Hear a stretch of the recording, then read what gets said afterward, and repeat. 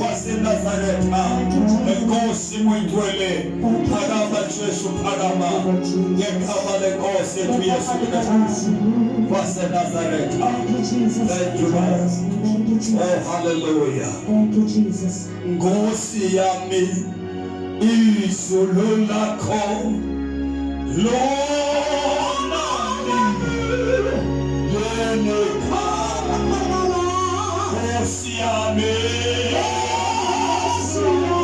izulu lakho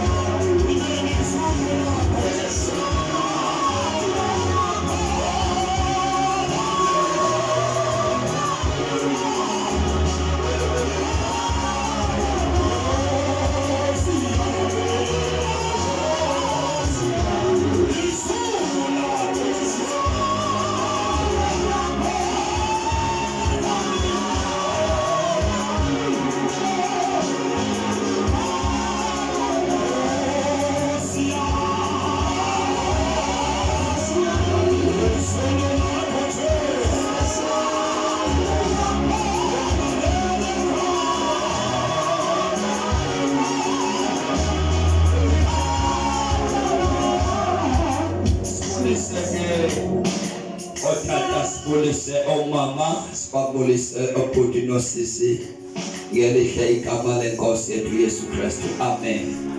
Sibulise bonke omama abaqala ukufika namhlanje nobhuti nosisi sibabethele isandla egameni lenkosi. Siyabonga ulu ngeke sibe sachitha xesha sesiyatshelwe lilo sifumaniswe nenkosi incwadi kaJohane 1 John Yohane uqala chapter 5 sifunda verse number 1 kodwa sawuqeda kakhulu verse number 4 no verse number 5 sibe sesithatha sifunda uJohn umvangeli chapter 1 verse number 11 and 12 no 13 sibe sesiyathanda silisiwe ngeyisono sami sonke kuYesu wandenzela iceba ukuba andixolele ngikwaXhingana ifani yasekhaya ngizalwa kwilali yaseSihlito apho ndizalwa khona selele ngumhlali ke kule ndawo yabaqathula ngathola uJesu wangena ebomini bam wandenza naba ngumntwana wakhe kumnandi kakhulu ke ukusindiswa ngendlela emangalisayo. Ayikho into endingayilinganisa ifanise nobumnandi bokusindiswa. Ngoba ukusindiswa kundenza ndaba nobudlelwane noThixo. Phila emhlabeni nje andinatyala nezulu. Ngixabene nje nendoda eyodwa emnyama ekusasa. Igama lenkosi malibongwe. Usathana yedwa isitha sami esikhona emhlabeni. Ngicela ke sizofuna nabayitholile ngegama lenkosi. Lethule imiqhele sibeke phansi simana sibeke lethule imiqhele sibeke phansi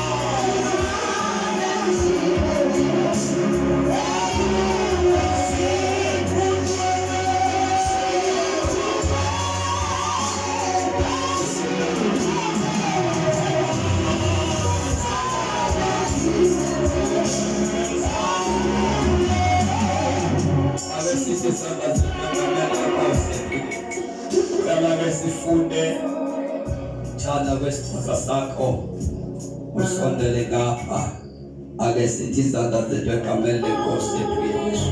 Siyambonga kakhulu Thixo. Ufuna ke sijonge lamazwi sibe sesifaka inkonzo sihlangane ngomso. Incwadi yokuqala kaYohane chapter number 5 verse number 1 no verse number 4 no 5. Isihloko sale Bible overcoming the world.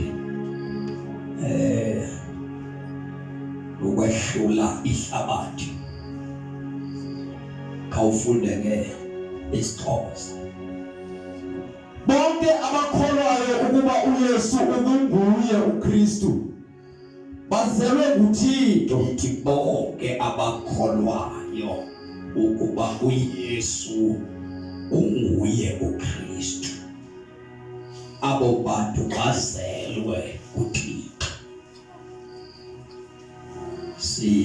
Silele izolo sithetha ngomcimbi oba kufuneka njengoba uYesu bamkele nje utyhileke apha kuYesu wakho uKristu. Yithi iBhayibhile bonke abakholwayo ukuba uYesu unguye uKristu bazelwe uThixo. Funda. Bonke abakholwayo ukuba uYesu unguye uKristu bazelwe nguThixo. Abo bantu bazelwe nguThixo ngokukholwa. Ukholo abaye baba nalo lokuba uYesu, ngoba bakhona abantu abamkholwayo abakhona abamvumayo uKristu, bonke bamvuma uYesu kodwa bangabi nayo irevelation yakhe uKristu. Now iBhayibhile abakholwayo ukuba phaya kuYesu kukhona uKristu. Now ithi iBhayibhile labo bantu bangonyana bakaThixo bazelwe uThixo. Apha njani? Bonke abamthandayo mele wazalayo. Bonke abathanda uThixo ozele uYesu. Bonke abamthandayo mele wazalayo bayamthanda nalowo uzeleyo. Abo bantu abathanda luseleyo bayamthanda nanuseleyo. Amanye amagama akekho umuntu ongathi mna ndazi uThixo uYesu andinandaba naye. Ngoba bonke abantu abamthandayo uThixo bamele kumthanda luzelweyo. Ukuba ngumntwana kaThixo kukubiza ukholo lomuntu ngamnye kuKristu ba lo Yesu okholwayo uYesu. Ithi babe bakholelwe kuYesu ba uYesu nguye uKristu. Babachilekelwe ukuthi uYesu unguKristu ngoba into yabangela ba amaJuda ambethelele uYesu. Lizwi lokuqala elithi baxolele baba yazi into abayenzayo. uYesu wayebhekise kwisimo sokuba bambethelela bengaqondi. Babengeke amaJuda ambulale uYesu xa ayemqondile uba unguKristu ngoba ayemfuna uKristu. Nesizathu esabangela uba uYesu ayesiphambanweni wasiwa kukuba ezibiza kungunyana kaThixo. Ityala likaYesu elamangalela amaJuda amangalela ngaye uYesu leyo kuba uYesu unguKristu. Ayemfuna emlindile uKristu emlangazelela. Into yabangela amse esiphambanweni uYesu ayengamqondi ukuba uYesu unguKristu. That's why isibhalo sisithi bonke abakholwayo ukuba uYesu unguye uKristu. Ithi iBhayibhile ke abo bantu bazelwe nguThixo. MawuYesu bathandazele bathole uxolo ethi bawo baxolele abayazi into abayenzayo. enye yezizathu ababengayazi uba babethelela lo muntu ebebemlindile. It was a plan of God ukuba uYesu aye eSikalvari. Yayilicebo likaThixo nenjongo kaThixo ukuba uYesu ayofika esiphambanweni ngoba lethi iBhayibhile bonke abantu abonile bamelwe kukufa. When uJesu besiya eGolgotha wayeyobhatala icase noba ityala elenziwa nguAdamu. Ngoba uAdamu emveni onile zakabulawe physical, zakabulawe physical. But uJesu eya esiphambanweni wayeyomela thina esonweni sethu. iBhayibhile bambethelela bengamqondi ukuba uYesu unguKristu. Ngamanye amagama uma lithi iBhayibhile bonke abakholwayo ukuba uYesu unguKristu, lithi iBhayibhile abo bantu abanjalo bangabantwana bakaThixo. Ngokukholwa ukuba uJesu nguye uKristu uyazalwa. Futhi bonke abakholwayo ukuba uYesu nguye uKristu, bonke abakholwayo ukuba uYesu nguye uKristu bazelwe nguThixo, bazelwe nguThixo. Bonke abamthandayo lowo wazalayo, bonke abantu abathandozeleyo bayamthanda nalowo uzelwe nguye bamele kukumphanda. Futhi sazinga lento ukuba siyabathanda abantwana bakaThixo. Verse number 4. Ngokuba konke okuzelwe nguThixo, iBhayibhile konke okuzelwe nguThixo. Ngokuba konke okuzelwe nguThixo kuyoyisa intokazi. Sikholiwe ukuba uYesu ngunyana kaThixo.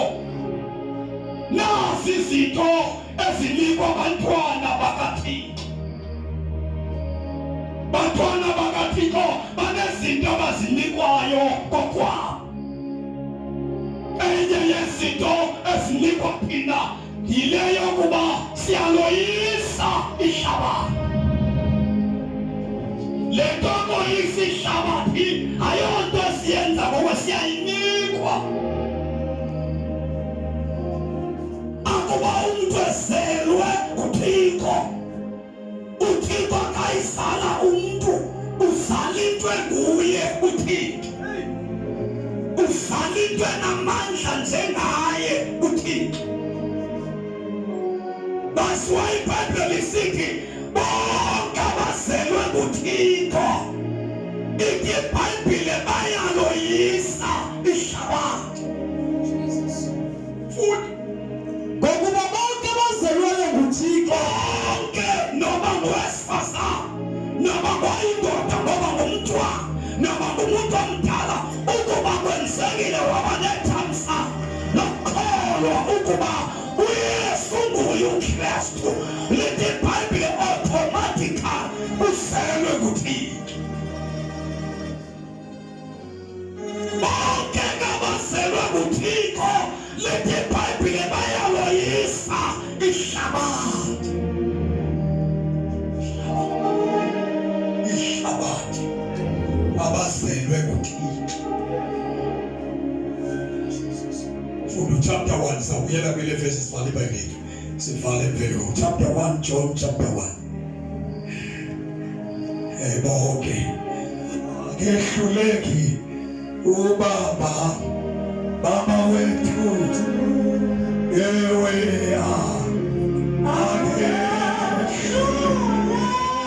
ubaba wethu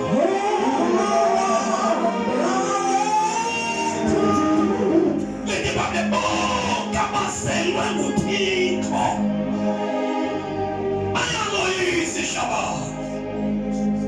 Noma zingavela izinto ehlabathini ezimelana nabantwana bakaThixo, kodwa iBhayibhile limemezele nathi bonke Ubate Bible bayawoyisa ihlabathi. Yilo lento Davide athi uninzi obubi obulahlela ilungisa. Athi uDavide kodwa uYehova uyaliphumelelisa kubo bonke. Ngokuba le nto yokoyisa yinto esiyinikiweyo bonke abazelwe nguThixo bayaloyisa ihlabathi. Ihlabathi loyiswa ngumuntu ozelwe nguThixo, aloyiswa ngumapekawo, loyiswa ngozelweyo. Ihlabathi liyoyiswa ngumntwana kaThixo. Umntwana kaThixo uphila namandla. Akwaziyo ukuba ali-overcome ihlabathi. Thwane zazi umntwana ngale nto yoba ngumntwana kaThixo. Hamba emhlabeni ungumntwana kaThixo. What a privilege yokuba ndingabe ngumhambi wecawe ndibe ngumntwana kaThixo. Amadimoni ayazi loo nto uba ukhona abantwana bakaThixo emhlabeni aboyisa ihlabathi. Ihlabathi beva abantu besithi ndiyafuna ukholwa xa ndehlulwa lihlabathi. Ndiyeva bakhala ndiyafuna ukhonza uThixo xa ndiyalihlula ihlabathi. So abantwana bakaThixo bayaloyisa ihlabathi. Bathi bakhonza uThixo ngokukhululeka kuba bayaloyisa ihlabathi.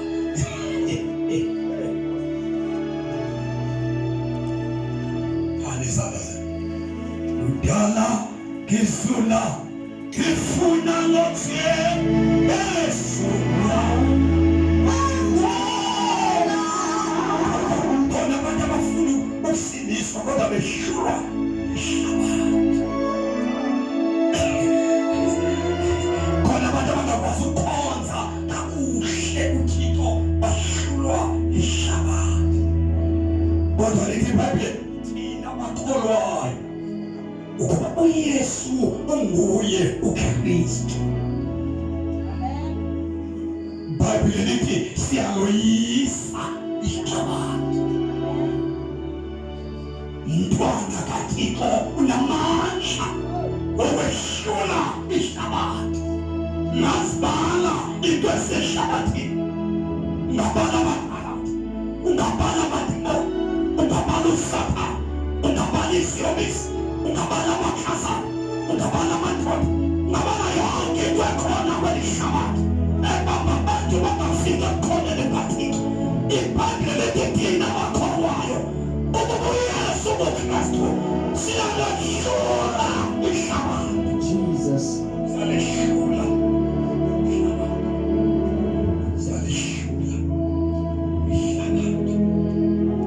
ihlabathi. Ihlabathi aloyiswa ukweqaweni, loyiswa kuzalwa. Uzalwe ngokutsha.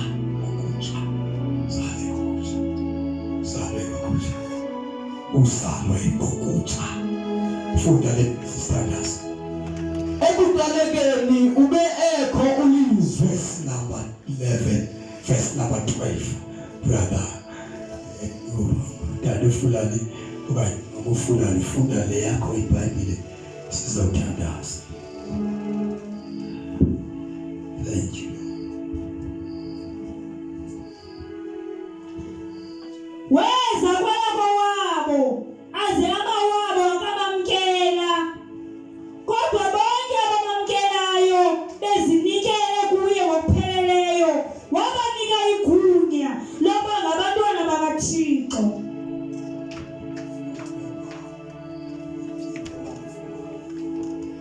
Weza kwabo wabo aze abawabo akabamkela, kodwa bonke abamamkelayo bezinikele kuye ngokupheleleyo wabanika abakowabo ngaba sithe ngabakowabo ngoba behlobene noMaria noJoseph. Awungomntwana kaThixo ngoba umazi ngolo hlobo, ungumntwana kaThixo ngoba ukholwe ukuba lo unguye uKristu. UKristu onika igunya abantu ukuba babe ngabantwana bakaThixo.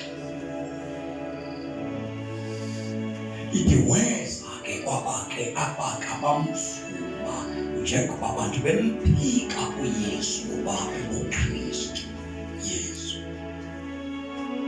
Kodwa ke bonke abathe bazinikela, funda bomfula verse number 12, bonke noba basuka koluphi uhlanga abathe bazinikela kuye.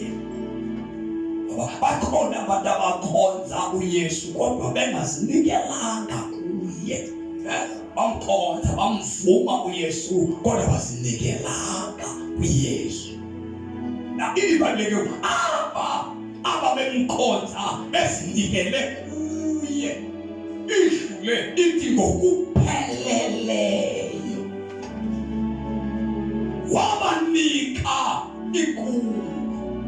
Funda mawufunda. Kodwa bonke abamamkela bezinikela kuye ngokupheleleyo, wabanika igunya ngabantwana bakaThixo. Besinikele ngokupheleleyo. Wayesebanika uYesu igunya lokuba nabo mabazalwe nguyise. Wabanika igunya loba babe ngabantwana bakaThixo. Lento iphole kawe, unikwe igunya kuye wakuba wena uzinikele kuye ngokupheleleyo. Uyakufa xa uzinikela kuye ngokupheleleyo. Khona izinto ekumelane nazo emhlabeni xa inhliziyo yakho iyafulele uYesu. Lebhayibhile ukhupha igunya uYesu yokuba nawe ube ngumntwana kaThixo. uYesu wazalwa naye kabesiza kuye abantu besinikela kuYesu ngokupheleleyo. Wabanika igunya lokuba babe ngabantwana bakaThixo. Wabanika igunya, sithi isiZulu wabapha amandla ukuba nabo bazalwe nguThixo. Futhi qhubeka nje. Wabapha igunya njengobuntwana bukaThixo angeke ikwazi ukuphathwa esandleni samakekho nelungelo lokuyiphatha bomanini kwakecaweni. Bayiphiwa nezulu lobe izulu lizala emhlabeni ngibe ngumntwana kaThixo. Ibhayibhile lifumene ilungelo lokuba ngiloyise ihlabathi. Ungekafika ethuneni kodwa wayise ihlabathi. Ihlabathi linezinto elinazo abantu bayihluleka ukuphila ngaphandle kwaso, kodwa sathola amandla ukuphila kulo mhlaba. Noma uyakhohlakala noma wonakele, asinawali ngokonakela kwehlabathi. Sanikezwa amandla okulahlula ihlabathi. Noma ilizwe lingaguquka, izinto zitshintshe phakathi, abakhe abanawali ngokutshintsha kwelizwe. Sanikezwa amandla okulahlula ihlabathi. Ihlabathi siyalehlula ngoba singabantwana bakaThixo. Ihlabathi siyalehlula hayi ngoba sithandaza kakhulu, silehlula ngoba singabantwana bakaThixo. Ihlabathi ihlabathi siyaboyisa noma singaya emthandazweni ngoba singabantwana bakaThixo. Ihlabathi siyalehlula noma singasile kuhla ngoba singabantwana bakaThixo.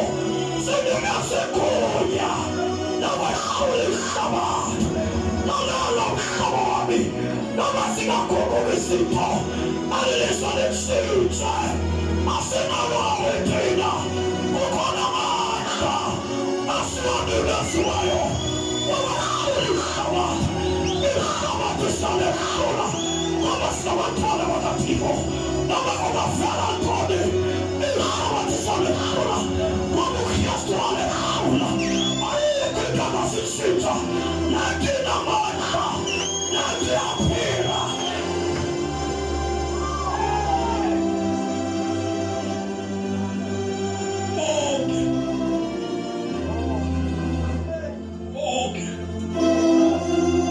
Abangabantwana bakaThixo notabahambi becawa abantwana bakaThixo bayalehlula ihlabathi.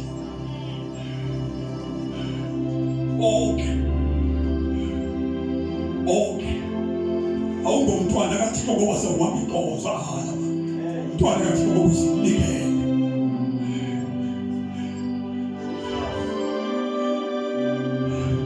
Funda sithandaze khona ingoma esaseyicula kudala esigabeni elangincamisayo alahla ubomi bami sekukhuliwe kuwe ake nithi izalaze elangincamisayo ifake ngoba umntwana kaThixo kukho izinto zishiyileyo wazincama uzincamela uKristu hayi inkonzo wazincama wancama ikhaya wancama izinto zasemakhaya wancama izinto zokuhlala wancamela ukuba umntwana kaThixo. Umntwana kaThixo kodwa into azincamileyo Izaza bakhona abantu abangabahambi becawa kodwa bangabantwana izulu alibazi. Bonke abazelwe nguThixo babenethamsanqa lokuzalwa nguThixo bangabantwana bakaThixo. Funda le verse sometimes verse number 13 sawuthandaza akehluleki ukubaba baba wethu ewe akehluleki baba wethu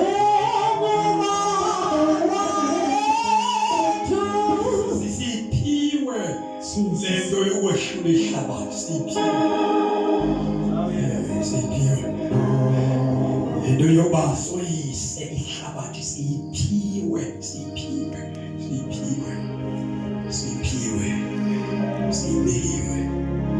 xa ungumntwana kaThixo kukho amandla afihlwe kuwe okuloyisa ihlabathi okwazi uba xa usehlulwa lihlabathi kuwe ikhona ingxaki yoba ukazalwa kuThixo ukazalwa isibongo funeka sikurhalele isibongo uSathane akurhalele engazokufumana ngoba unamandla okuloyisa ihlabathi namandla okuloyisa ihlabathi apha kuwe kukho amandla afakiweyo uxhasiwe fana nomuntu ohamba engene aeroplanini efakwe ibhombu umzimba lo wonke abantu bengamazi babunxansi ibhombu wonke xa umntwana kaThixo khona amandla ngoba xa udibana nesitha sizama ukuthansa impilo yakho kuphuma ibhombo sibethe isitha uhambe kushiyeke kusiwa isitha ukhona amandla amanekhutshwa xa ufeyisana nezinto amanededelwa inkosi akadedelwe sezulwini adedelwe kuwe amandla ngoba unxashiwe apha kuwe ufakwe izinto alizalaze siyathandaza funda le verse thandaza bonke abazelwe nguThixo verse number 13 Thixo ngokuzalwa engabomlibothile abanye abantu bayakuzalwa ukutheni le nto lithi selisiwe ngehlulwe ngezinto ezithile iBhayibhile ibamba ithi abazinikele kuye ngokupheleleyo. Bona bangabantwana bakaThixo. Awehlulwa sisono xa ungumntwana kaloku lihlabathi sono, ihlabathi abantu wehlulwa sono xa ungumntwana kaThixo. Isono asiwehluli xa ungumntwana kabani? Wehlulwa sono mntwana kaThixo, wehlulwa sisono. Wehlulwa sisono xa ungumntwana kabani? Yasephula isono ngoba umzimba wakho uwunikele ngokupheleleyo kuThixo. Into ebangela abantu bathi salvation inzima imnandana. Awunohamba kwisalvation ngxabalazeni. Isalvation ifuna straight xa ehamba. Ayifuni ukuphila ubomi obubini iqolo kaThixo. Ndiyakubalisela. Xa uzophila impilo ezimbili awuzunandelwa isalvation. Isalvation ifuna umuntu onesigqibo asenzileyo sokumamkela uYesu, asenze ngenhliziyo yakhe eso sigqibo. Ayinzimanga intsindiso emntwini oqinileyo fokafulani agqiba. Yabona pha ekhaya ndasindiswa kuqala njengoba ndisitsho nje, ndasindiswa ndagqiba. Efemelini yasekhaya yonke akekho umuntu ongafika phambi koThixo athi andilwazi usindiso. Akalibonanga ezicaweni usindiso luphile phambi kwabo abadala basekhaya, abazali bam ndayiphila phambi kwabantu basekhaya, into ecace klinki. Ndayiphila ekuhlaleni apho ndizalwa khona, ndayiphila klinki. Angishumayele esiswini, shumayele into endingayaziyo, shumayele ukuphila kwam. I-salvation is my lifestyle. Lifestyle yami, impilo yami endiphila, awumpilo yasecaweni, awumpilo yasecaweni. Impilo yami phambi komfazi ndiphila le nto ndiyiphilayo, phambi kwabantwana bam ndiyile nto ndiyiyo, ebuhlanti ndiyile nto ndiyiyo. Ndiyile nto ndiyiyo. Iphile ngisindiswe phambi kwabantu, ndaphila phambi kwabantu, ndashumayela phambi kwabantu. Anginayo ipulpit lapho kuthiwa ndirayithi xa ndisecaweni. Ndinto eyodwa, it's my lifestyle ukusindiswa. Andinayo impilo. Noba ndibonaphi ndisafunda esikolweni, ndandingumntu othe straight. Impilo yami inye qha. Ndaphila eyodwa. Andifundiseni ukusindiswa, ayonto yokuya ecaweni, yimpilo yami. Ngoba abanye abantu bakwenza ukusindiswa bakwenza into yasenkonzweni. Ayonto yasenkonzweni ukusindiswa kokwabo. Ndiphila kwalilizwe ngako, ndoyisa amadimoni ngako. Yi-character, noba ungalifumane kweyiphi ikhona, uzawulifumana ngeyinto eyodwa. Lathola uJesu okhulula umuntu emandleni esono.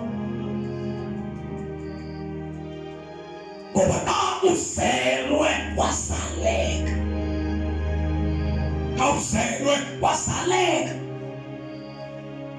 wazalwa kuJesu. Noma ngaba usenkonzweni noma ukonkonzweni, ungulomuntu omnye. Nathola amandla okuphila, ndaphila phakathi kwabantu basekhaya. Izinto zikhona izinto ezenziwa ngabantu basekhaya.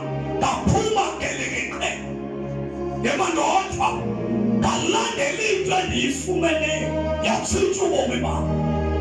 Kungekho mntu oyikhuthazayo othi ndikhuthaza ngaphakathi, ngoba le nto esiyamkeleyo leDebhayibhile siphiwa amandla wokoyisa ihlabathi. Angoba iimfazwe zasekhaya, angoba iimfazwe zokuhlala, angoba iimfazwe zasecaweni, ndimelene nothabo lodwa ukulwa nothabo lomsathane ukubuyisela abantu kumkhandeli bakaThixo ngoba isalvation yimpilo yakholwa. Manobushelwane ungayiphileli abantu kanti awukwazi ukuziphilela wena. Sengiyathandaza mawusindiswa kuvuswa lento okuthiwa sisazela. Mawungasindiswa isazela sifile iyo lento izinto ezininzi ezikonwabisayo, izinto ezimbi zodwa, izinto ezilungileyo ayizozinto onwabazizo. Mawusindiswa kuvuswa isazela sakho. Ikunqande xa ungenzi kakuhle lento uzawuyenza ayimfanelanga umuntu kaThixo lento uzawuyenza. Uthi ngenxeba ungumntwana kaThixo uyoyisa ungabisawuyenza, kodwa xa ungekho umntwana kaThixo noma ikhona inhlanzana yesazela uyoyiswa lihlabathi, uyoyiswa lihlabathi.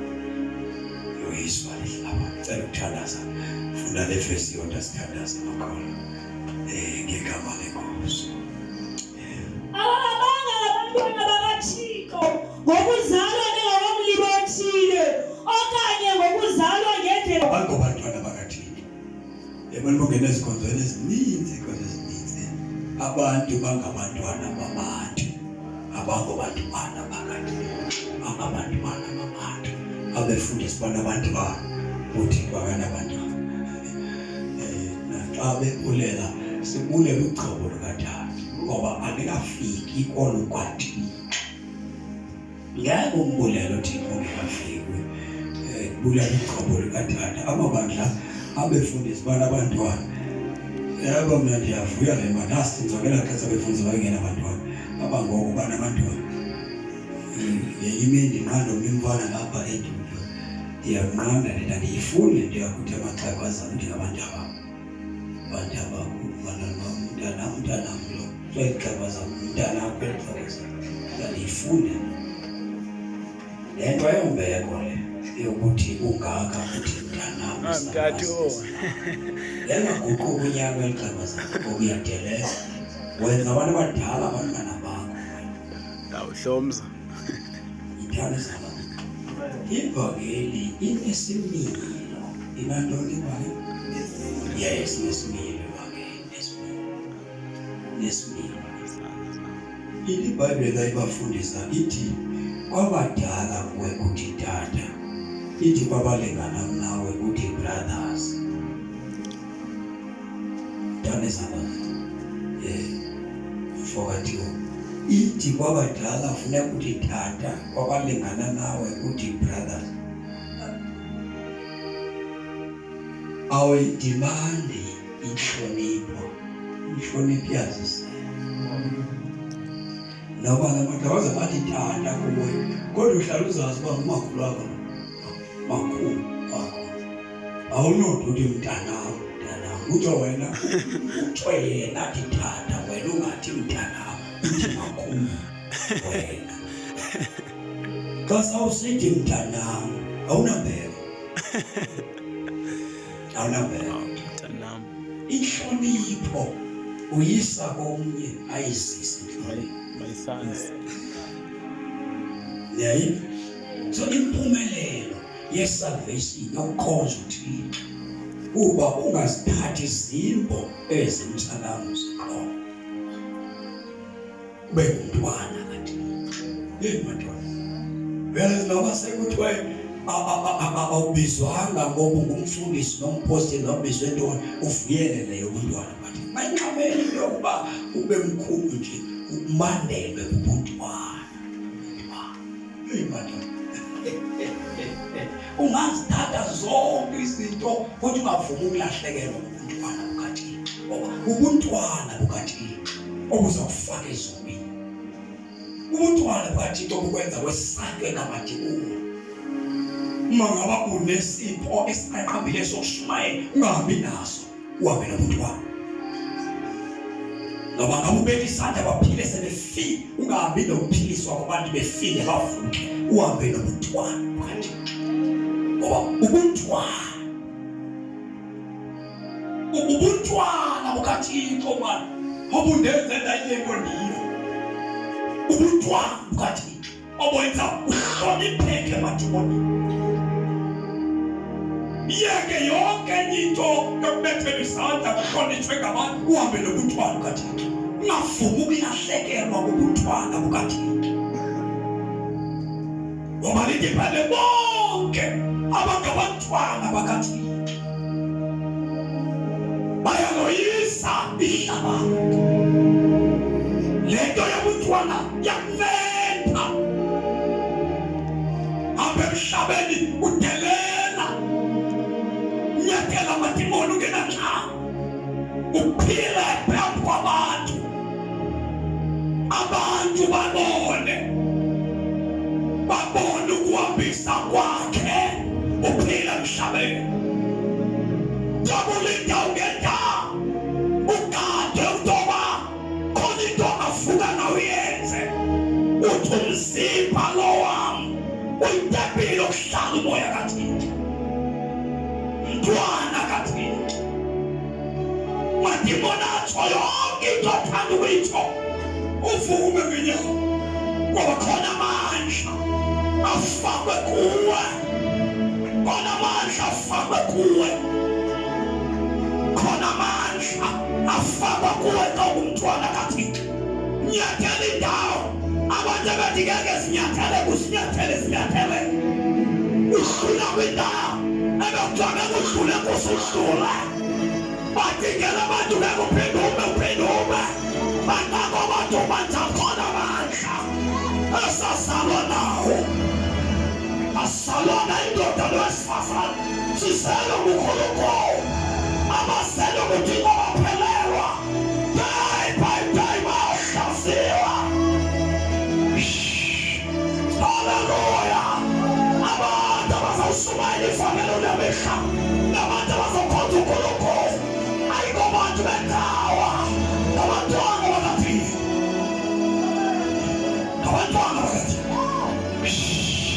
Abantwana bakaThixo abazivalelwa nto ababana amandla bapha. Abantwana bakaThixo balindwa zinjalo, balindwa zintambo, balindwa ngokubulawa. Kodwa abantwana bakaThixo baphelelwa amandla. Haleluya. Sifika kwesikhathi abangasuluka abahambi bendawo kuzoluka abantwana bakaThixo. Abazoluka abantu abafeyikhalento kuzoluka abantwana bakaThixo. Sifika kwesikhathi lapho bazosumayela noma kubani kuzosumayela abantwana bakaThixo. Abantwana abadla baboyisa ihlabathi.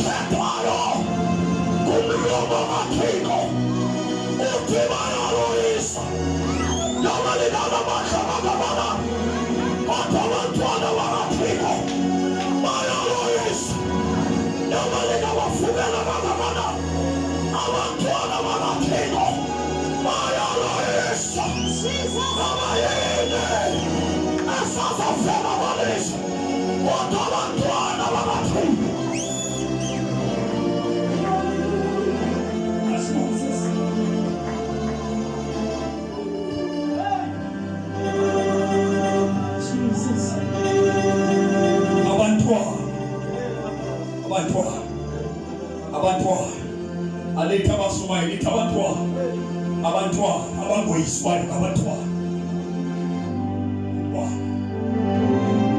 funda awe to verse number 5 afest John sithandaze ngayo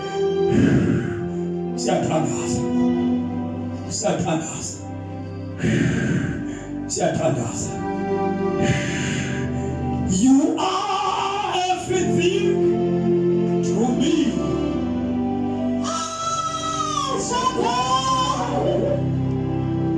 Abantwana. Thank you, Jesus. Thank you, Jesus.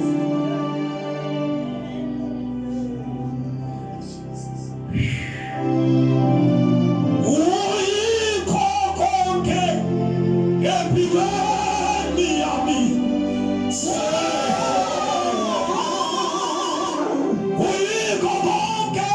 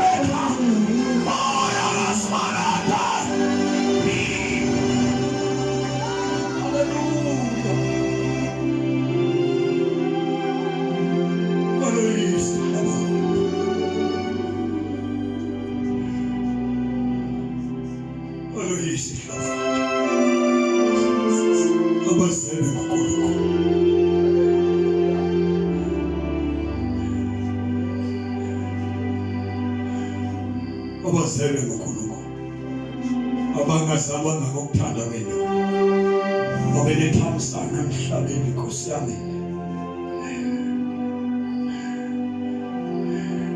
uzalwa kuThixo Baba size impilo yethu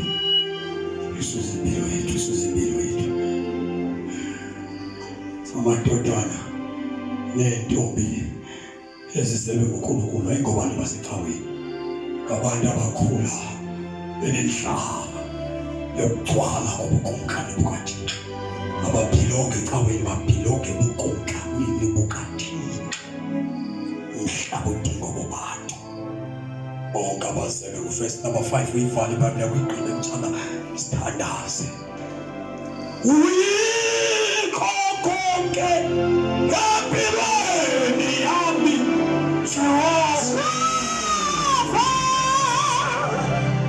uyikho konke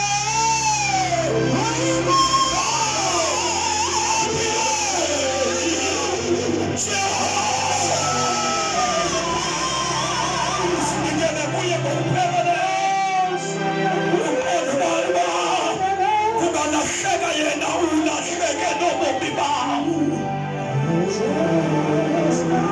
uzinikele kuJesu ngokupheleleyo.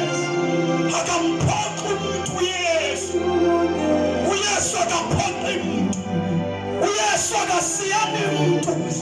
uYesu uyazimisela ukuba wakhe abe naye lonke ixesha lomhlabelo lonke uyikho konke empilweni yami. umenze abe yikho konke ababili bakho. uthi bangalahleka abantu kodwa angalahleki yena. uthi bangahamba abantu kodwa angahambi yena. Ushenelebe kasiphalima dalima koseta. Yabo baba uNkulunkulu ngenamaqhinga. uNkulunkulu ongalahleyo. uNkulunkulu ohamba nomuntu wakhe. uNkulunkulu ongalifukela izwi lakhe. uNkulunkulu othembekileyo. uNkulunkulu oyimela inyaniso yakhe. uyahamba nabantu abafumileyo.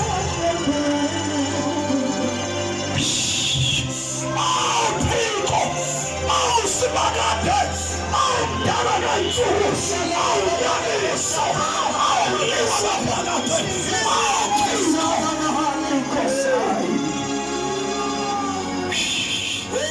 Kulukula Manka, Yakwasi Wabanumtuaka, Kulukula Prelinayo, Yakwasi Koditoyaka, we are not.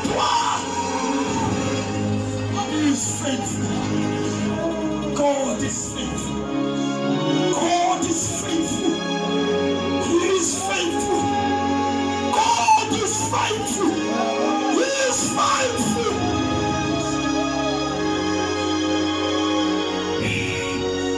Menza beiko konke.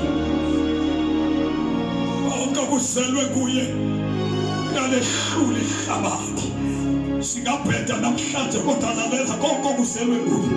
Kuyaloyisa ihlabathi.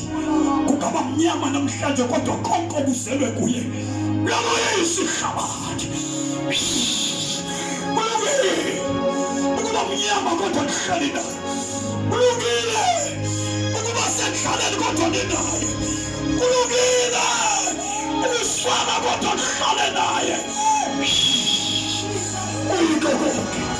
Uyikho konke. Uyikho konke. Uyikho konke. Uyikho konke.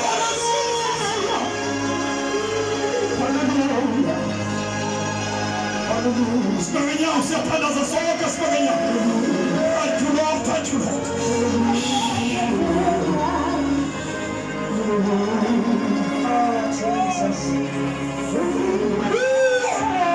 Sinamandla namhlanje abasebenza bayikomo.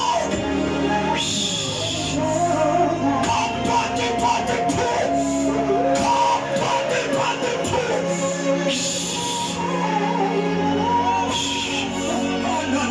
Naliba kosi. Ani kapasita liboko.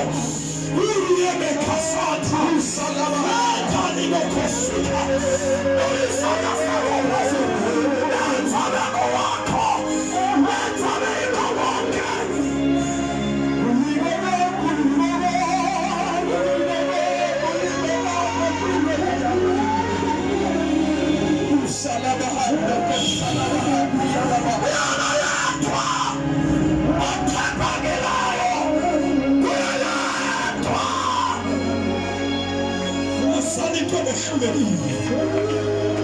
Kana misisana tako fulunga mutandase. Nongi sulika tukokule na okufe. Kana mapiliswayo. Kana makuluwayo. Kana makuluwayo. Kana makuluwayo. Kana masisakalayo. Kana mashanchuluwayo. Kana maboyana sisasarasama.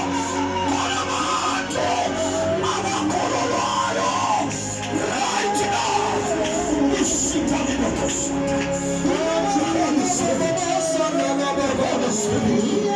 Touch our lives, Lord. Right now, in the mighty name of Jesus. Out, Lord. Take the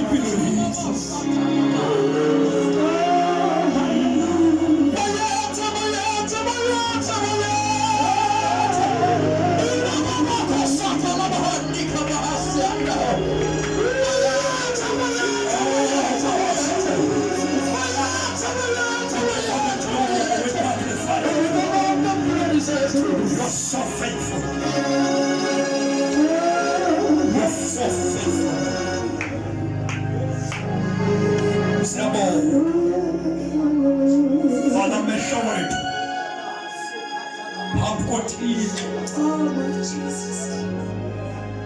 onamandla wokuhlanza abantu, khona amandla wokubuyisela umuntu endaweni yakhe. Untwana bakaThixo, untwana bakaThixo, untwana bakaThixo, untwana bakaThixo. Oh Thixo, what a day, what a night. I feel the presence of the power of the Holy Ghost. Yiva amandla kaNkulunkulu kaMoya Ngcwele phakathi kwethu. Yiva amandla abuyisela abantu endaweni yokuma. Yiva amandla abuyisela iconfidence ebantwini. Yiva amandla okulungisa umuntu abuyele endaweni yakhe. Vala amehlo wakho. Khangela enhliziyweni yakho. Ngabe usekho umntwana kaNkulunkulu? Ngabe usoyisa yini? Eluthandaza nawe namhlanje. Lolu isandla zakho bathenga abantu. Udini kuyelwa Nkosi. Nabo benikhonza nikumzawami. Kodwa namhlanje tonight. Isazela sami. Nomoya wami udandise nguye umntwana wakho. Nembesa wami. Ngoba isazela sami siyangixelela. Lisuke ebuntwaneni bukaThixo. Akhonza njengabantu bonke. Ingasekho ebuntwaneni bukaThixo.